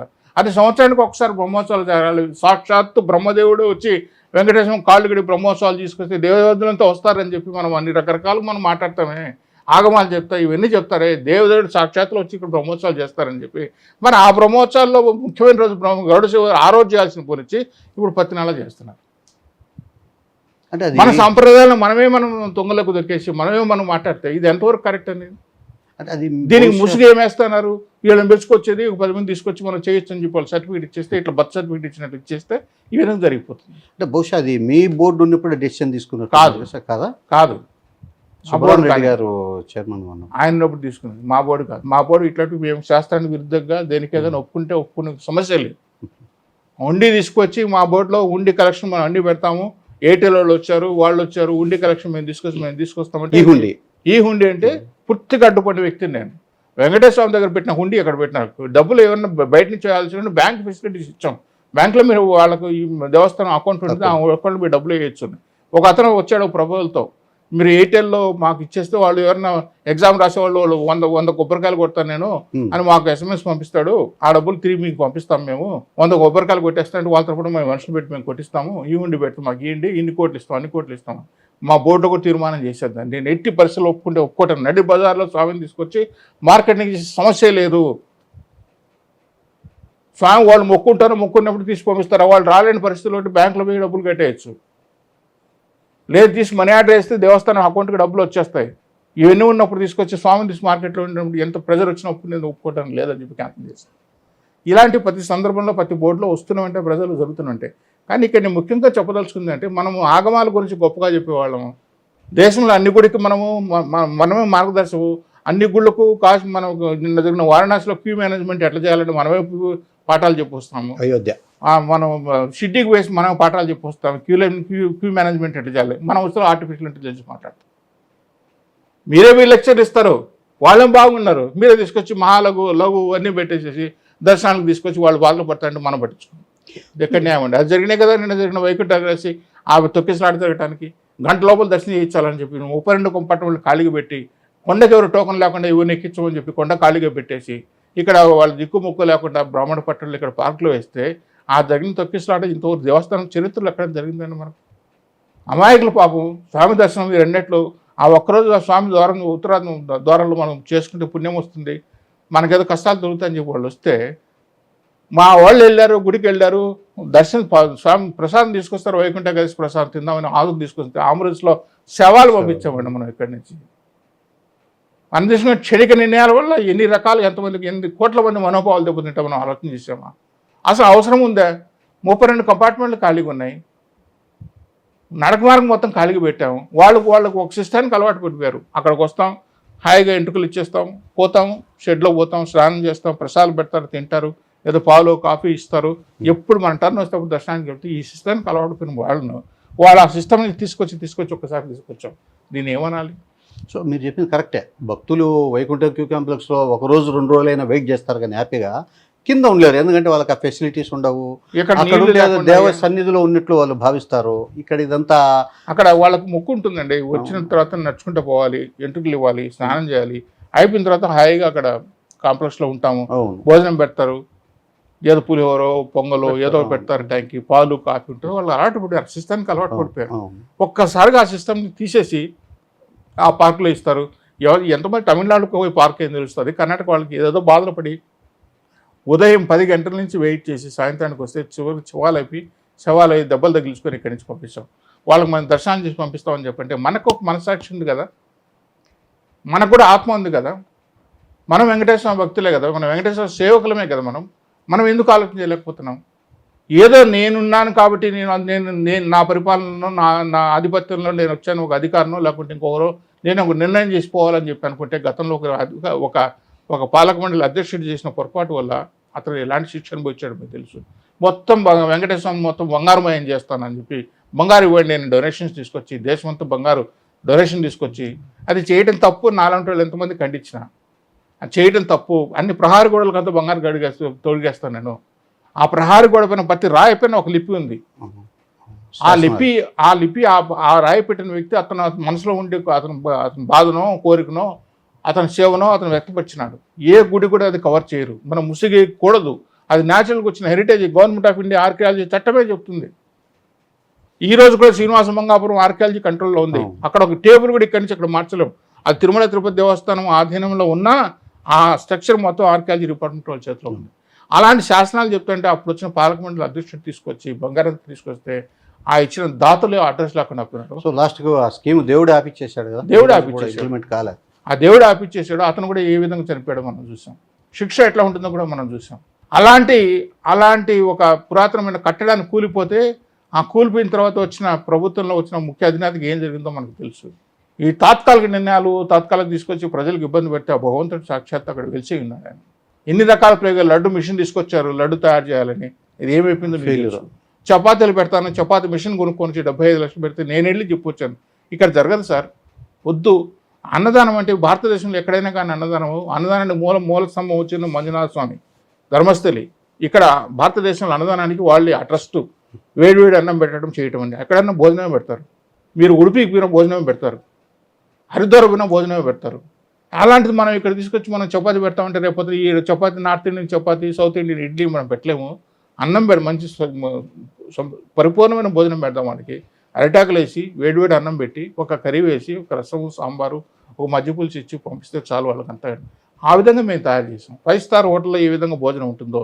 ఎందుకంటే నేను కొన్న రేటు 5 స్టార్ హోటల్ కంటే ఎక్కువ ఇస్తున్నాను, మరి నాకు అటువంటి బియ్యం ఎందుకు రావు అని పూర్తిగా ప్రక్షాళన తీసుకొచ్చి క్వాలిటీని తీసుకొచ్చి మంచి భోజనం పెట్టించి చక్కెర పొంగలు పెట్టి ముద్దపప్పు పెట్టి నెయ్యి కూడా వేసి దాంట్లో సాంబార్ వేసి రసం వేసి అన్నీ తీసుకొచ్చి పెట్టాము. ఏ నష్టమైంది మాకేమన్నా? మనం వచ్చి ఆ వడ్డీతోనే కదా కడుతున్నాము, అన్నదానంలో వచ్చే వడ్డీతోనే కదా కడుతున్నాము. మనం వచ్చిన తర్వాత మీ అరిటాకులు ఆ రోజున పెడుతుంటే అరిటాకులకు అసెంబ్లీలో మాట్లాడాడు మహానుభావుడు, గిరిజనులకు అన్యాయం జరిగిపోతుంది, ఇస్త్రాకుల శ్రీశైలం నుంచి వచ్చేది, అతనికి ఏదో వచ్చి మామూలు పోతుందని చెప్పి అవన్నీ ఆయనే చేయించుకున్నాడు. సో ఇప్పుడు ఈ ఆర్టిఫిషియల్ ఇంటెలిజెన్స్ ద్వారా దర్శనం చేయించడం అనేది అది ఎంతవరకు సాంకేతికంగా విజయవంతమయ్యే ఒక ఆలోచన అంటారు? ఎలా గతంలో పెట్టిన సిస్టమ్సే ఈ బ్యాండ్ సిస్టమ్ పెట్టేసి ఎప్పుడు ఏ టైంకి ఎన్ని గంటలకు స్లాట్ అవుతుందో ఎన్ని మనం చేసుకోవటం దానివల్ల ఉపయోగం ఉంటుంది. కానీ ఆర్టిఫిషియల్ ఇంటెలిజెన్స్ ద్వారా అంటే వాళ్ళ ఉద్దేశం బహుశా పాత సిస్టమ్ తీసుకొచ్చి ఏదైతే బ్యాండ్ సిస్టమ్ పెట్టామో ఆ బ్యాండ్ సిస్టమ్ టైం స్లాటెడ్ ఇక్కడ ఇచ్చారు. అంటే ఆ రోజు పలానా ఏప్రిల్ 3వ తారీఖు నేను బ్యాండ్ కట్టించుకుంటే అది ఆన్లైన్లో ఆ రోజు ఏప్రిల్ 3వ తారీఖు ఎంతమంది ఇక్కడికి వస్తారు, ఎంతమంది వస్తారని చెప్పి చేయడానికి అవకాశం ఉంది తప్పనిచ్చి ఇవన్నీ హ్యూమన్ ఇంటెలిజెన్స్తో మనం పనిచేసేటివే. ఫిజికల్గా అప్పటికప్పుడు వస్తారు భక్తులు, రాత్రి అనుకొని వస్తారు, వాళ్ళు ఎవరు రికమెండేషన్ రాను, నేరుగా కొండెత్తారు, చేసుకుంటారు, అన్నదానంలో భోజనం చేస్తారు, వైకుంఠంలో కూర్చుంటారు. వాళ్ళు ఎవరికి చెప్పరు, ఎవరు రారు. అటువంటి వాళ్ళని కూడా తీసుకొచ్చి మనం చేయాల్సిన, కానీ దీని ద్వారా మనం ఆర్టిఫిషియల్ ఇంటెలిజెన్స్ చెప్తే ఎయిర్పోర్ట్లో పోయినప్పుడు మీకు ఫేస్ చూపించేస్తే అది రికగ్నైజ్ చేసి పంపించడం అంటే ఏమండి, వచ్చే భక్తుల్లో 60% రకరకాల రాష్ట్రాల నుంచి వస్తే ఎంతమందికి ఈరోజు మనం పెట్టిన సిస్టమ్ ఫెయిల్ అయిపోతే కొండపైన నడిచి మీరు పోయి చూస్తే ఎంతమంది రోడ్లపైన చెట్ల కింద పడుకుంటారు. ఎందుకు పడుకుంటున్నారు వాళ్ళు? వాళ్ళ దగ్గర డబ్బు రూమ్కు 100 రూపాయలు 200 రూపాయలు డబ్బులు లేక కాదు, మీరు అక్కడ పెట్టిన సిస్టమ్ వల్ల పడుకుంటున్నారు. అంటే మేము రూములు క్రెడిట్ కార్డు డెబిట్ కార్డు ఉంటేనే రూమ్ ఇస్తామని చెప్పి మీరు తీసుకున్న అనాలోచిత నిర్ణయం. డెబిట్ కార్డు క్రెడిట్ కార్డు వాడు సామాన్య భక్తుడు కూలి పని చేసుకుని వస్తాడు, లేకపోతే ఇంకేదో పని చేసుకుని వస్తాడు, రకరకాల నుంచి వస్తాడు, డెబిట్ కార్డు యాడ్ చూస్తుంది. నువ్వేమో ఇంతకుముందు గతంలో 200 రూపాయలు రూమ్ ఇస్తే 200 రూపాయలు కట్టేవాళ్ళు, 200 రూపాయలు డిపాజిట్ కట్టేవాళ్ళు, పోయేటప్పుడు ఆ 200 రూపాయలు ఎన్నికి జోలు పెట్టుకుని పోయేవాళ్ళు. 7-6 మిస్యూజ్ సిస్టమే మార్చేసి debit card credit card VIP కడతాడు, డెబిట్ కార్డు వాడి దగ్గర వాడు కట్టకపోయినా కట్టే వాళ్ళ దగ్గర కార్డులు ఉంటాయి కాబట్టి ఎవరో కూడా జరిగిపోతుంది. కామన్ ఇంప్రూవ్మెంట్ సిస్టమ్ వల్ల ఆ ఫెసిలిటీ వీళ్ళ దగ్గర లేక, ఆ సౌలభ్యం వీళ్ళు చేసుకోలేక, వీళ్ళకి వసతి లేక చెట్ల కింద రోడ్డు పైన పడుకుంటున్నారు. వీఐపీ టికెట్లు అని చెప్పి ప్రింట్అవుట్ తీసుకొస్తే ఇంతకుముందు కౌంటర్ పెట్టేవాళ్ళు, టికెట్ మెసేజ్ వచ్చేది, అక్కడ పోయి ప్రింట్అవుట్ అక్కడ మనకు విజయ బ్యాంకులో లేకుంటే ఆ కౌంటర్లో డబ్బులు కట్టి టికెట్ ఇచ్చేవాళ్ళు. ఈ రోజు ఏమవుతుంది, ఆ మెసేజ్ ఇస్తే మెసేజ్ వస్తుంది, ప్రింట్అవుట్ మీరే తీసుకోవాలి. కొండపోయిన వాళ్ళకి ప్రింట్అవుట్ ఎక్కడ దొరుకుతుందండి? ఎక్కడో బయట నుంచి వచ్చిన ప్రింట్అవుట్ వాడి ఎత్తుకోవాలి. వాడు 10 రూపాయల ప్రింట్అవుట్ వాడు 100 అడుగుతాడు, 500 అడుగుతాడు. ఈ వ్యవస్థలో మనం వీటి గురించి ప్రాక్టికల్గా ఎంతవరకు అమలు చేయగలుగుతాం వీటి గురించి ఆలోచన చేయకుండా ఏదో మనకు వచ్చింది బుర్రకు వచ్చింది, ఏదో చెప్తారు జీవకు ఒక రుచి బుర్రకు ఒక బుద్ధి అని చెప్పి వచ్చింది మనకు వచ్చింది పెట్టేసినాం అని చెప్పంటే ప్రాక్టికల్గా ఎంత ఇబ్బందులు పడతాం. అది ఆచరణ యోగ్యం చేయగలుగుతామా చేయలేమని ఆలోచన చేయకుండా ఎవరు ఏది నోటికి వస్తే అట్లా. ఇప్పుడు మీరు అన్నీ చెప్పాను, పనిచేసిన ఎగ్జిక్యూటివ్ ఆఫీసులు ఎవరికి ఏమేమి ఆలోచనలు వచ్చాయని అన్నీ కూడా చెప్పాను. ఇవి తప్పు, ఇట్లా రాకూడదు. ఉన్న సంప్రదాయం చాలా అద్భుతమైన సంప్రదాయ గతంలో, దాని సంప్రదాయాన్ని కొనిగిచ్చి ఇక్కడ స్వామి స్థల సాంప్రదాయాలు ఏవైతే ఉన్నాయో అవి మాత్రం చేయాలి మనం. ఇప్పుడు మనం కోయిలవారి తిరుమంజనం చేస్తాం నగేష్ గారు. కోయిలవారి తిరుమంజనం అనేది కొన్ని సందర్భాల్లో కొన్ని ఉత్సవాలకు ముందు, బ్రహ్మోత్సవాలకు ముందు, దీపావళి ఆస్థానానికి ముందు, ఆదివారి ఆస్థానానికి ముందు ఇలా చేసే పద్ధతి వచ్చి ముందు మంగళవారం స్వామిని కర్పూరంతో మొత్తం గుడినంతా క్లీన్ చేస్తాం. రోజు క్లీన్ చేస్తే ఏముంది, నాలాంటి వాడు వచ్చి మాట్లాడితే మీలాంటి వాడు అక్కడ ఉంటే ఏం మాట్లాడతాడు? కర్పూరం వేయడం దొరుకుతారు కదా, రోజు క్లీన్ చేసి తప్పేంటండి? అలాంటిదే జరిగిన నెలకు జరిగే గరుడ సేవ కానీ బ్రహ్మోత్సవం కానీ దానికి ఏ సందర్భంలో ఎప్పుడు ఏం చేయాలో అప్పుడు అదే చేయాలి. సో ఇప్పుడు ముఖ్యమంత్రి చంద్రబాబు నాయుడు గారు కానీ చైర్మన్ బిఆర్ నాయుడు గారు కానీ తిరుమలలో సమూల మార్పులు ప్రక్షాళన తీసుకొని వస్తామని అంటున్నారు. ఏది భక్తుల దర్శనానికి సంబంధించి కానీ అడ్మినిస్ట్రేషన్ సైడ్ కానీ లేదు ఈ తిరుమల తిరుపతి దేవస్థానం నిర్వహిస్తున్న ఆధ్యాత్మిక ఆ తర్వాత ధార్మిక కార్యక్రమాల్లో కానీ సమూల ప్రక్షాళన మార్పులు తీసుకొని వస్తామని చెప్పి చెబుతూ ఉన్నారు. సో దీనికి సంబంధించి మీరు అధికార పార్టీ నాయకుడిగా ఉన్నారు, మీ అభిప్రాయాలు కానీ మీ సూచనలు కానీ మీ సలహాలు కానీ ఏమన్నా ఇచ్చే ఒక ప్రయత్నం చేశారా? లేదు ఈ ప్రక్షాళన అనేది కేవలం ఊరికి మాటల్లోనే చెప్తే జరిగేదా, లేదు ఆచరణలో జరిగే ఒక అవకాశం ఉండే ఒక ఆలోచనగా మీరు భావిస్తున్నారు? చాలా మీడియా సమావేశాలు నేను అధికార పార్టీలో ఉన్నంత మాత్రం నేను ఎప్పుడూ అనుకూలంగా మాట్లాడలేదు. ఇది తప్పితే తప్పునే మాట్లాడినా. మంగళాదర్శనం గురించి చాలా సందర్భాల్లో చాలా ఓపెన్గా మాట్లాడినాను. ఇక్కడ నెయ్యి విషయంలో కూడా చాలా గట్టిగా మాట్లాడాను. భారతదేశంలో మొత్తం నేషనల్ ఛానల్స్ కూడా మాట్లాడాను. ఎందుకు జరిగింది ఇది పొరపాటు? ఈ పొరపాటు జరిగిన కారణం ఎవరు? టెండర్ కండిషన్స్ టెండర్ కండిషన్ ఎందుకు మార్చాల్సి వస్తుంది? నీకు కావాల్సిన నీకు ఇవ్వడం కోసం టెండర్ కండిషన్ పెట్టి కెపాసిటీ లేనివాడికి ఇస్తే మనకు కావాల్సినవి ఆవు నెయ్యే కావాలి. ఏ నెయ్యి పోతే ఆ నెయ్యి వాడటానికి లేదు. ఇది సాంప్రదాయం. ఆవు నెయ్యి వాడితేనే ప్రసాదాలు తయారు చేయాలి. ఇది తయారు చేసిన పొరపాటు వల్ల ఏమైపోయింది, అది మనం నాయకులు స్టేట్మెంట్ ఇచ్చి అయోధ్యకి ఇచ్చిన లడ్లు 1,00,000 లడ్లు పంది పువ్వుతో తయారు చేసిన లడ్డు ఇచ్చామని చెప్పంటే భారతదేశం మొత్తం పైన చర్చ ఏమొచ్చింది? లడ్లే కాదు, స్వామికి సమర్పించిన ప్రతి నైవేద్యం ఆ నెయ్యితో తయారు చేసిందే. అప్పుడు స్వామి పెట్టిన నైవేద్యాలనే మరి మీరు ఏదైతే జంతువు పేరు చెప్పారో ఆ కొవ్వుతో తయారు చేసినట్టువేనా? ఎన్ని వేల కోట్ల మంది మనోభావాలు దెబ్బతింటే ఆ మాట. చిన్న మీకు ఇంటరప్షన్ సార్, అంటే నిజంగా కల్తీ అయిన నెయ్యి లడ్డూ తయారీకి వాడినారా? ఆ అవకాశం ఉందా? ఎందుకంటే మీకు టీటీడీ వ్యవహారాలు బహుశా మీరు ఈ పర్చేజ్ కమిటీలో కూడా ఉన్నట్టున్నారు. ఈ సిస్టమ్స్లో అసలు కల్తీ, సో ఓకే, ఎవరైతే టెండర్ తీసుకుంటారో కాంట్రాక్టర్ కల్తీ నెయ్యి పంపొచ్చు, పంపిన కల్తీ నెయ్యి పైకి పోయి లడ్డూలో వినియోగించే అవకాశం ఉంటుందా? ఎందుకు ఉండదు? నెయ్యే కల్తీ అయినప్పుడు వచ్చినప్పుడు దాన్ని మనం తీసుకున్నప్పుడు అది ఆ వచ్చిన నెయ్యే కదా మనకు. అక్కడ మనకు ల్యాబొరేటరీ ఉంది కానీ ల్యాబొరేటరీ చేసే టెక్నీషియన్ లేకనే కదా ఈ బాధ అంతా వచ్చింది. హాస్పిటల్ కట్టాము, డాక్టర్ లేరు. ఆ నెయ్యి వచ్చిన తర్వాత దాన్ని మనం ల్యాబొరేటరీ పంపించాలంటే షిఫ్ట్ ఏరియాకి పంపించాలి, మైసూర్కి. అన్ని పంపించలేం కదా. రోజుకు 15,000 కేజీలు నెయ్యి కావాలి. ఆ రోజు వస్తేనే 1,00,000 లడ్డు తయారు కావాలి, ఇన్ని రకాల 9 రకాల 14 రకాల నైవేద్యాలు తయారు కావాలి, మిగతా అన్ని గుళ్ళకు పంపించాలి అనేయే కదా. అవి వచ్చిన నెయ్యిని తీసుకున్నప్పుడు ఇంకా ఆటోమేటిక్గా ప్రసాదాలు వాడతారు కదా దాన్ని. అంటే టెస్ట్ చేసి క్వాలిటీ కండిషన్స్కు లోబడి లేకపోతే ట్యాంకర్లే వెనక్కి పంపించేస్తారు కదా సార్. కొన్ని సందర్భాల్లో ఉన్నాయి. దీన్ని జరగకముందు ఇప్పుడు ప్రజెంట్గా ఎవరైతే మనం కర్ణాటక మిల్క్ ఫెడరేషన్ ప్రభుత్వ రంగ సంస్థ కర్ణాటక, దాని నుంచి గతంలో కూడా అవి కూడా కల్తీ అయింది ఒక సందర్భంలో. 20 లక్షల రూపాయలు ఫైన్ కూడా వేసినట్టు. పెనాల్టీ మేమే వేసింది, ఆ బోర్డులోనే వేశాను. అవునా? నేను కర్ణాటకకు సంబంధించి కర్ణాటక కోటా నుంచి బోర్డు మెంబర్ అయినా కూడా చాలా గట్టిగా పట్టు వాళ్ళు కేవలం నీళ్లు ఒక డబ్బాలో కలిసాయి. అప్పుడు ట్యాంకర్ లేవు, టిన్ను తీసుకొచ్చాము, ఒక డబ్బాలో పొరపాట్లు నీళ్లు కలిసాయి. ఆ నీళ్లు మాకు కావాలన్నప్పుడు దాన్ని తీసుకెళ్లి మీవే గుళ్ళెటివే, ఈ నీళ్లు గుళ్ళ నీళ్లు కలెక్ట్ చేసి కోలారు ఈ నీళ్లు కలెక్ట్ చేసి ల్యాబొరేటరీకి పంపించి నీళ్ళు ఎక్కడో తేల్చాడు నుంచి అంత దూరం తీసుకొచ్చాం. వాళ్ళు ఈ నీళ్లు కోలారు అని చెప్పి డిసైడ్ చేసిన తర్వాత 20 లక్షలు ఫైన్ కట్టండి అని చెప్పి ఆ మొత్తం డబ్బులు ఇవ్వకుండా 20 లక్షల రూపాయలు వాళ్ళకి రికవరీ చేశాం. అట్లా పొరపాటు జరిగింటే ఆ పొరపాటు కానీ అప్పుడు అది బయటపడిపోయింది. ఎందుకంటే కల్తీ జరిగినా కూడా, ఈ కల్తీ జరిగింది మీరు అన్న మాట దీంట్లో కొంచెం ఇది దాంట్లో అర్థమున్న మాటే. ఆవు నెయ్యిలో ఏవి కలిపినా ఇది ఆవు నెయ్యి అనేది చాలా తిక్కుగా ఉంటుంది, పసుపచ్చ కలర్ ఉంటుంది, గేదె నెయ్యి తెల్లగా ఉంటుంది. దీంట్లో డెన్సిటీ ఎక్కువ. నీళ్లు కలిపామనుకోండి, నెయ్యిలో నీళ్లు తేలిపోతుంది, కింద నెయ్యి ఉంటుంది. అది నీళ్ళు పోసేవాడికి ఆ డబ్బా కొట్టి బోండాలు పోసేవాడికి ఈజీగా తెలిసిపోతుంది నీళ్ళు వచ్చాయని చెప్పి. ఎందుకంటే ఆ మంటలు వచ్చేస్తాయి అప్పుడు పైకి, ఆ బాండం మంటల నుంచి మంటలు వచ్చేస్తాయి. సో అప్పుడు పోటు నుంచే కంప్లైంట్ వస్తుంది కల్తీ అని తేలిపోతుంది, అక్కడే తెలిసిపోతుంది. ఇప్పుడు ఈ నీళ్ళ ప్రస్తావన రాలేదు. దీనికి వచ్చిన తర్వాత దీంట్లో ఏంటంటే రకరకాలుగా చెప్పారు. దీంట్లో ఎవరు నిర్ధారణ చేసుకోకుండా ఒకరేమో ముఖ్య అధికారిగా అతను తొందరపడేదో ముందే కూర్చున్న కోయిల మాదిరిగా అతను ఒక డిక్లేర్ చేసి పంది కొవ్వు కలిపినారు నాది రిపోర్ట్కి. ఎన్డీడీబీ చెప్పలేదు, కల్తీ జరిగింది మాత్రం చెప్పింది. ఎన్డీడీబీ చెప్పదు, పంది కొవ్వు ఇంకోటి చెప్పలేదు. అది చెప్పలేదు, కల్తీ జరిగిందని మాత్రం చెప్పింది. ఆ కల్తీ జరగడానికి కూడా ఏంటంటే పారామీటర్స్ ఇచ్చారు వాళ్ళు.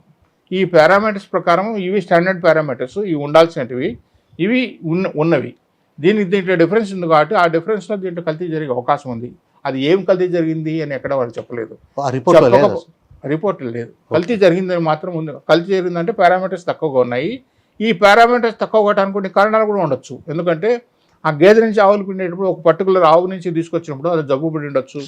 దానికి పెట్టిన తిండి మనం, ఎందుకంటే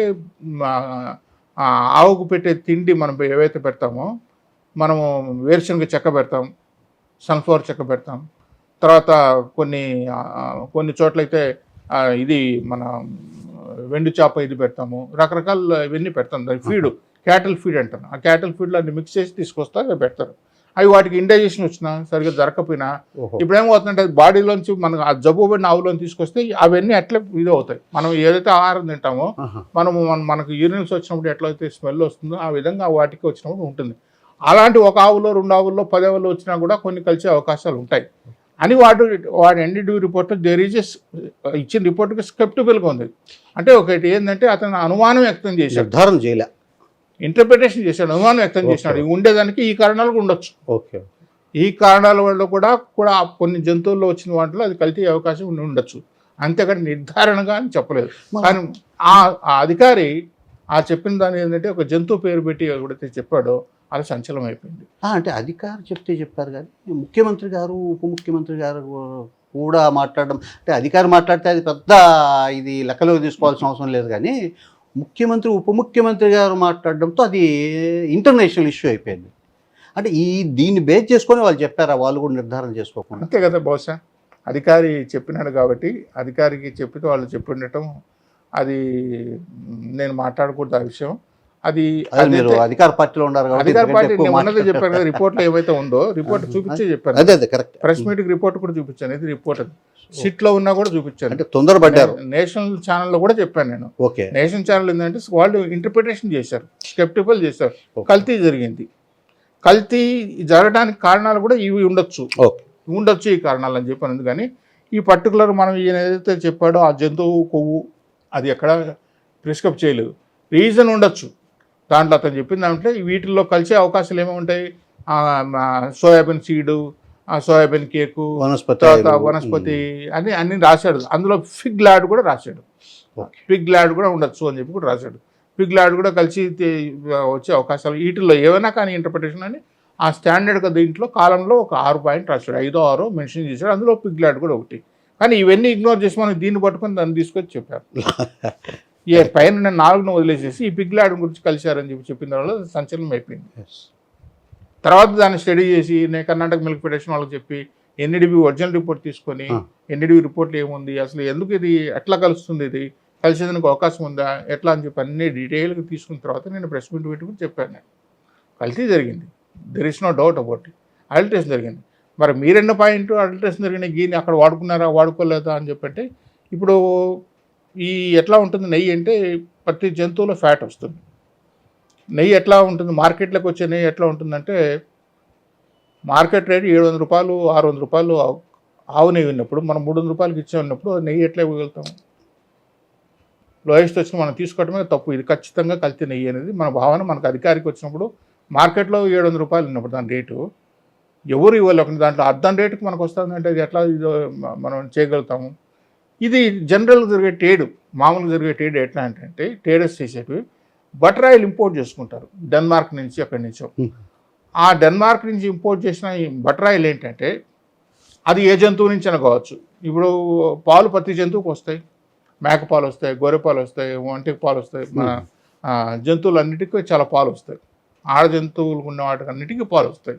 ఈ పాలను తీసుకున్న తర్వాత వాటిని ఆటోమేటిక్ కరిగిస్తే బటర్ అవుతుంది, వెన్న అవుతుంది. ఆ వెన్నలోంచి వచ్చేది నెయ్యి. ఆ పర్టికులర్ టెంపరేచర్ తీసుకొచ్చిన తర్వాత వీళ్ళు ఏం చేస్తారంటే ఆ బటర్ ఆయిల్ ఏదైతే వెన్న ఉందో దాన్ని ఆయిల్ రూపంలో తీసుకొచ్చి ఆయిల్ రూపంలో కలర్ మిక్స్ చేసి పచ్చ కలర్ వచ్చేదానికి దీంట్లో యాడ్ చేస్తారు. ఈ యాడ్ చేసిన వాళ్ళు ఏమవుతుందంటే అది సేమ్ కంపోనెంటే కాబట్టి ఒకే ఇది ఉన్నప్పుడు ఏమంటున్నా డెన్సిటీ కనిపించదు, దీంట్లో కలిసిపోతుంది. మనం ఆవు నెయ్యి అంటున్నాము, మనం ఆవు నెయ్యి కాకుండా ఇంకో జంతువు నెయ్యి కూడా వాడు బటర్ తీసుకొచ్చి దీంట్లో కలిపినప్పుడు నెయ్యి అది నెయ్యిగానే ఉంటుంది, కానీ దీంట్లో కలిసిపోతుంది. కలిసిపోయినప్పుడు ఏమవుతుందంటే మనం తయారు చేసే లడ్డూలో మనం ఎట్లా బయటకు వస్తుందంటే నెయ్యి స్మెల్లో మనం చేసేటప్పుడు కుకింగ్లో స్మెల్ రావాలి, తేడా రావాలి, అప్పుడన్నా అబ్జర్వ్ చేసినవచ్చు. లేదు లడ్డు మనం చేతితో తయారు చేస్తాం కాబట్టి మాన్యువల్గా ఎప్పుడైతే పొడి అవుతుందో అప్పుడు మనం అబ్జర్వ్ చేయాలి. ఈ పొడి ఎందుకు అవుతుంది? ఎందుకంటే ప్రతి నెయ్యి అద్దె ముందు నీటిలో అద్దరు చెయ్యిని నెయ్యిలో అద్ది ప్రతి లడ్డు నెయ్యి దాంతో మౌల్డ్ చేస్తారు. దానికి 15 రోజులు ఉంటుంది. మనం పాత ఇప్పుడు ఉన్నప్పుడు 10 రోజుల నుంచి 15 రోజుల వరకు ఆ సుగంధం కానీ ఆ లడ్డు ఇవన్నీ కూడా కాంపాక్ట్ 15 రోజులు ఉంటుంది, తగ్గదు. అలాంటిది 2 రోజులకి 3 రోజులు విరిగిపోవటము, లేదు లడ్డు ట్రేలోంచి బయటికి లడ్డు కౌంటర్లు బయటికి తీసుకుపోతున్నాయి పొడి అయిపోవటము, రుచి తగ్గటం, ఇవన్నీ కారణాలు. ఎందుకంటే ఇక్కడ ఏదో క్వాలిటీ తక్కువ ఉంది అని చెప్పి ఒక అభిప్రాయం వచ్చినప్పుడు వీటి అలర్ట్ చేసుకోండి. మనం కేవలం మనం తక్కువ కోచింగ్ తీసుకున్నామని చెప్పి ఏదో సాకు చూపిస్తే అది కుదరదు. అన్నీ తక్కువ కాదు. ఒకప్పుడు కుంకుమ పువ్వు ఖచ్చితంగా వాడేవాళ్ళం లడ్డులో. కుంకుమ పువ్వు అప్పుడు 25,000 30,000 కేజీ ఉండేది, ఇప్పుడు 4 లక్షల రూపాయలు అయింది కేజీ. ఆ 4 లక్షల రూపాయలు అయిందని చేసి ఏం చేస్తున్నారు? కుంకుమ పువ్వు తీసుకోకుండా కుంకుమ ఫ్లేవర్ కలుపుతున్నాం, అందులో. ఆ తయారు చేసిన తర్వాత ఏమవుతున్నాడు? ఒక కెమికల్ అయిపోతున్నది. మనం దిట్టమని చేంజ్ చేయడానికి ఎవరికి అది అథారిటీ లేదు నాగేష్ గారు. స్వామికి సంబంధించిన కైంకర్యాలు కానీ అసలు. ఎందుకంటే ఇన్ని లక్షల కోట్లు గుళ్ళు కట్టి శ్రీవాణి స్కీమ్ కింద డొనేషన్స్ వస్తున్నాయి. ప్రతిదీ మనం డొనేషన్స్ అడుగుతాం. ఒక ఆపరేషన్ చేయాలన్నా ప్రధాన స్కీమ్ కింద డబ్బులు ఇవ్వండి, చెట్టుని పెంచాలన్నా వృక్ష సంపద డబ్బులు ఇవ్వండి, కాటేజ్ కట్టాలన్నా డోనార్ కాటేజ్ కట్టండి. ప్రతిదీ మనం డొనేషన్స్ మనం అడుక్కునే పరిస్థితి వస్తే వెంకటేశ్వర స్వామి దగ్గరికి వచ్చినాం. ప్రసాదాల దగ్గరికి వచ్చితే మనం కక్కుర్తిపడి 300 రూపాయలకి ఇస్తున్నాడు, కుంకుమ పువ్వు లేకుండా ఇస్తామని చెప్పి ఎందుకు కాంప్రమైజ్ అవ్వాలండి?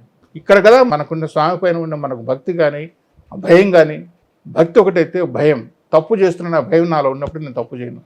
ఆ భయం నన్ను ఇది అవుతుంది. నేను చేసినా ఏమవుతుందిలే, ఇవన్నీ ఏమి లెక్కలేనప్పుడు, నీకే లేనప్పుడు ఇంకా కామన్ మ్యాన్కి ఎట్లా ఉంటుంది? ఇలాంటివి చేసి ఉండకూడదు. అప్పుడు తప్పు వాళ్ళు తెలుసుకున్న తర్వాత ఈ రేటుకి నెయ్యి వచ్చినప్పుడు నెయ్యి కాదు, అని దాన్ని ఉంటే ఈరోజు ఈ చర్చ వచ్చేది కాదు. దాన్ని ఎత్తిపోసుకోవడం ఎంత టైం పట్టింది? అనుమానంగానే చూస్తున్నారు కదా. ఇన్ని కొంతమంది లడ్డు తినాలంటే భయంగా ఉంది అని చెప్పి మాట కూడా వచ్చాయి కదా. ఇన్ని దశాబ్దాల పట్ల ఏం చెప్పుది వచ్చాయి కదా. అందుకే నేను ఏమంటానంటే పాలక మండలి కానీ అధికారులు కానీ ముందున్న సంప్రదాయాలకు ఆ సంప్రదాయాలు ఏమైనా లోపాలు ఉన్నాయా, ఆ సంప్రదాయాలు బాగుంటే వాటిని ఇంకా రిఫైన్ చేయడానికి ప్రయత్నం చేయండి. కానీ ఎట్లయితే శబరిమల వాళ్ళు తీసుకొచ్చి దర్శనం ఇంకా ఫాస్ట్గా బాగా చేయించాలి అనే ఆలోచన వాళ్ళకి వచ్చినట్లు మనకు రావాలి. కానీ ఈ దర్శనాన్ని ఇంకా ఎంతో దూరం చేద్దాము అనేది ఆలోచన రాకూడదు. అది మంచి సంప్రదాయం కాదు.